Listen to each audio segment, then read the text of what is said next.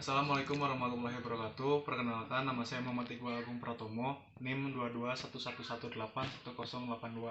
Di sini saya akan menjelaskan tentang sistem komunikasi data. Nah, yang pertama ada pada blok diagram. Nah, di sini ada contoh blok diagram, ada 3 blok, 1, 2, 3.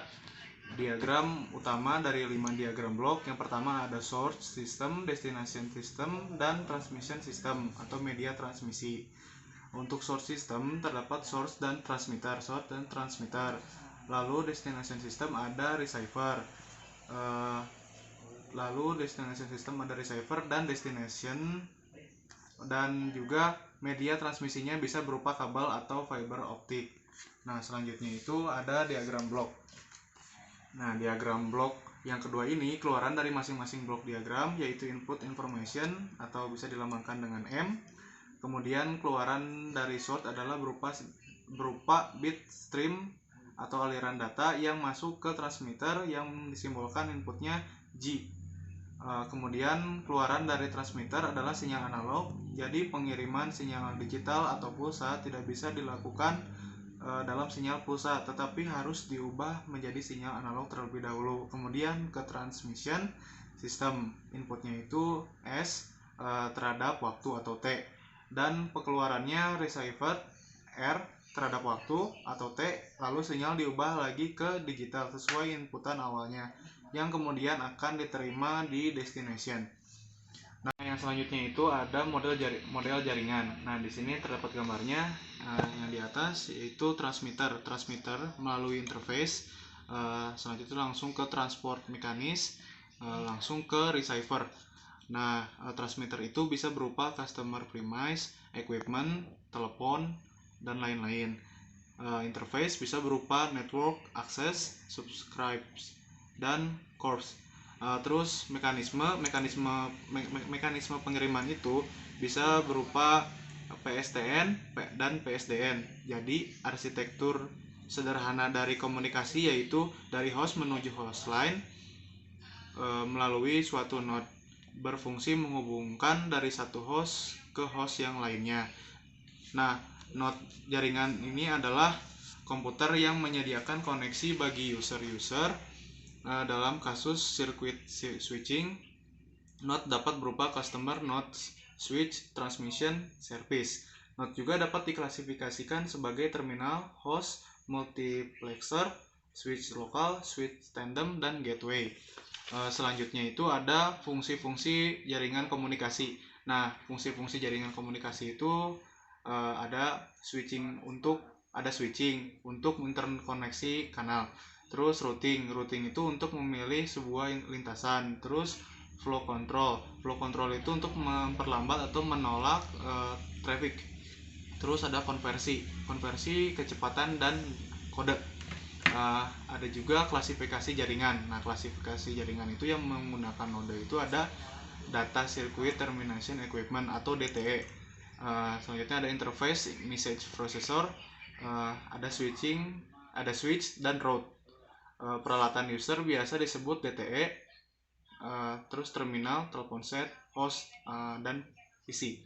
Terus ada konfigurasi jaringan menggunakan prinsip topologi. Yang pertama adalah topologi ring. Topologi ring ini pola topologi yang hampir sama dengan topologi bus. Keuntungannya itu kegagalan koneksi akibat gangguan media dapat diatasi dengan jalur lain yang masih terhubung. Kerugiannya itu transfer data yang akan lambat jika data yang dikirimkan terlalu banyak komputernya. Terus topologi bus yang ini itu yang menghubungkan semua terminal ke satu jalur komunikasi yang kedua ujungnya ditutup terminator. Nah, keuntungannya pada topologi bus ini murah karena tidak memakai banyak media dan kabel yang dipakainya itu sudah umum. Terus kerugiannya itu sering ngehang ketika lebih dari satu pasang memakai jalur di waktu yang sama. Terus ada yang ketiga itu topologi star. Topologi star ini terdapat pada sebuah terminal pusat atau hub yang mengatur semua kegiatan komunikasi data. Nah, keuntungan dari topologi star ini, akses ke station lain cepat dan dapat menerima workstation baru selama port di hub itu tersedia. Kerugiannya juga ini bila traffic data cukup tinggi, maka semua komunikasi akan semuanya ditunda. Nah, selanjutnya ada struktur jaringan. Struktur jaringan atau CON. Di sini ada contoh gambarnya. Pada ring network, satu user akan terhubung ke user yang lainnya. Tapi jika user yang lain masuk di antara kedua user itu, maka info akan bertabrakan. Jadi ring network hanya untuk satu user ke user yang lainnya. Tidak bisa lebih dari satu transmisi. Pada bus network, di dua ujungnya ada terminator. Bus network hanya bisa untuk transmisi. Nah, pada start network bisa untuk user lebih dari satu, atau satu dan ada S atau hub yang berfungsi untuk mengatur koneksi dari satu user ke user lainnya. Di sini terdapat contoh gambarnya yang pada start network. Nah, selanjutnya itu ada mesh network. Nah, di sini ada salah satu contohnya. Contoh gambarnya mesh network. Hampir sama seperti star network. Namun pada mesh network ini semua user bisa sebagai hub atau satu user mempunyai lebih dari satu jalur. Nah, ada klasifikasi jaringan. Klasifikasi jaringan ini ada salah satunya itu ada LAN. LAN itu local area network untuk beberapa kilometer. Terus ada MAN, metropolitan area network untuk puluhan kilometer. Terus WAN, wide area network, itu untuk ratusan kilometer. Ada juga terrestrial radio network, terus wireless communication. Nah, selanjutnya ada circuit switching. Circuit switching ini dibangun di antara titik-titik ujung yang berkomunikasi. Setelah dibangun, data bidirectional dapat mengalir secara kontinu. Kualitas lintasan dijamin. Kemudian 3 fase dalam suatu koneksi.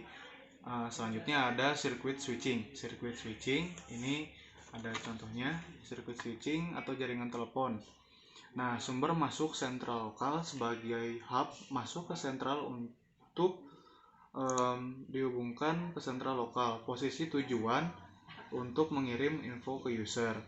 Nah, yang selanjutnya itu ada circuit switching atau timing.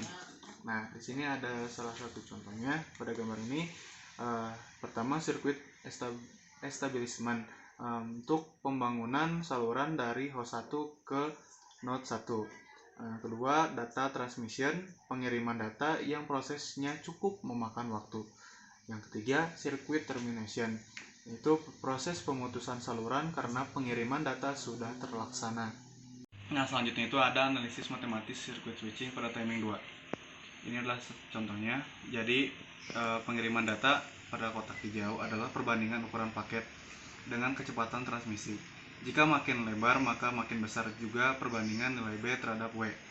Untuk total delay, total propagasi ditambah total transmisi ditambah total processing atau sama dengan 4 dikali M ditambah M-1 dikali P ditambah B per W. Nah, selanjutnya ada node circuit switching. Node circuit switching ini ada contohnya.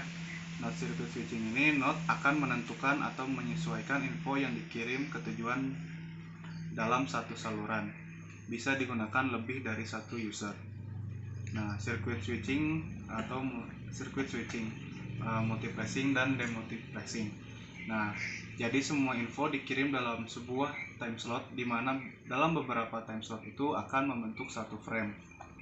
Yang selanjutnya itu ada komunikasi data.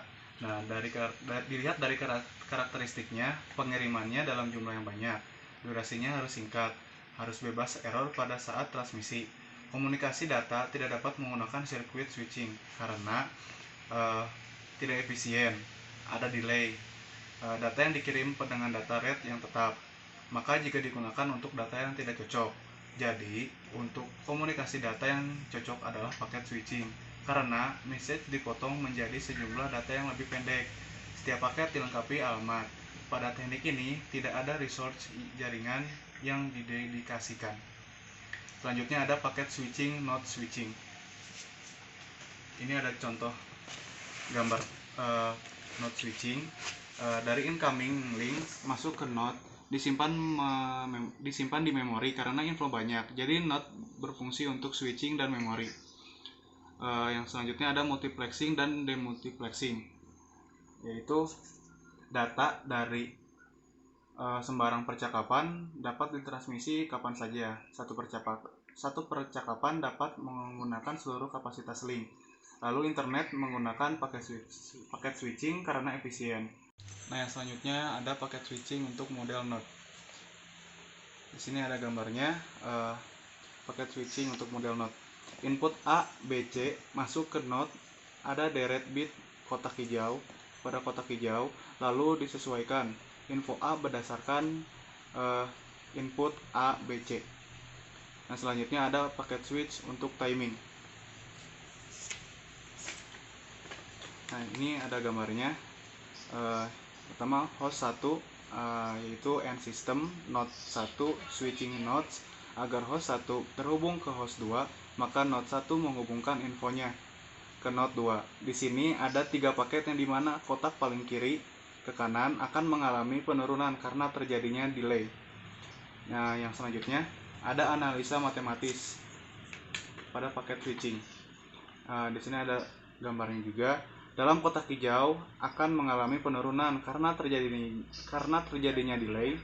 Total delay di sini sama dengan total propagasi ditambah total transmisi ditambah juga total store and forward ditambah total processing, atau sama dengan M kali L ditambah N dikali T ditambah M kurang 1 dikali T dalam kurung M min 1 dikali P. Nah, selanjutnya itu ada datagram paket switching untuk routing. Nah, di sini ada contoh gambarnya. Misalkan dari host A ke host D, dari node 1 harus ke node 5 dulu pada bit merah. Sama seperti host B ke host D, bit biru, dari node masing-masing harus masuk ke node 5 dulu, atau node switching untuk dimultiplexingkan supaya dikirimkan secara pergantian atau bisa dengan jalur lebih panjang tanpa melewati node switching, seperti pada host B melalui node 4, 6, 7, 3 dan host D. Nah, selanjutnya ada virtual circuit packet switching. Nah, adalah hybrid dari circuit switching dan paket switching, di mana semua paket-paket dari suatu aliran melalui lintasan yang sama.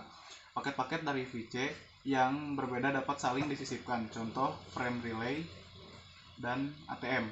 Nah, selanjutnya itu ada fase virtual circuit packet switching. Komunikasi dengan virtual circuit packet switching berlangsung dalam 3 fase: pembangunan virtual circuit, transfer data, dan penutupan virtual circuit. Selanjutnya ada virtual circuit packet switching untuk timing.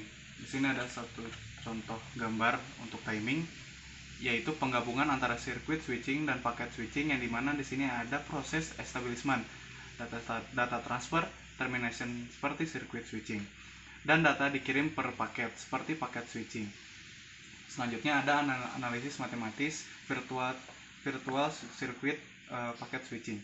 Tidak berbeda jauh dengan virtual switch dan packet switching, di mana total delay sama dengan total propagasi ditambah total transmisi ditambah total store and forward ditambah total processing, atau sama dengan 4 kali M kali L ditambah N dikali T tambah M kurang 1 dikali T ditambah 3M kurang 1 dikali P.